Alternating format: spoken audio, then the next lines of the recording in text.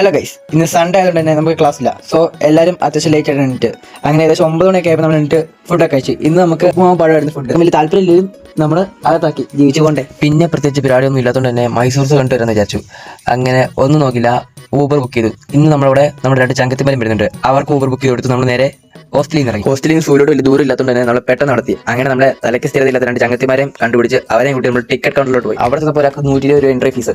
അങ്ങനെ പിന്നെ എല്ലാവരും കൂടെ ഉള്ളതെല്ലാം നുള്ളി പറക്കി നമ്മൾ അവിടെ കൊടുത്തതാണ്ട് അകത്ത് കൊടുക്കുക. അതിൻ്റെ ഇടയ്ക്ക് ക്യാമറ ഉണ്ടപ്പോൾ ദൈവം വരുത്തിയിരുന്ന് പലതരം നവരസങ്ങൾ കാണിക്കാൻ തുടങ്ങി. പിന്നെ അതെല്ലാം കണ്ട് നമ്മൾ ടിക്കറ്റ് എടുത്ത് അകത്തോട്ട് കയറി. ഈ പെണ്ണിനെ കൊണ്ടുവരുന്ന വീട്ടുകാരെ സമ്മതിക്കണം.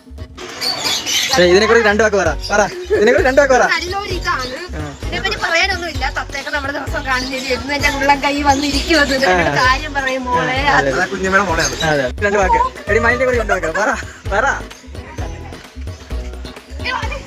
അങ്ങനെ ഇവളുമാറ പലതരം ഉത്തരം കിട്ടാത്ത ചോദ്യങ്ങളും കേട്ട് നമ്മൾ മുന്നോട്ട് നടന്നു.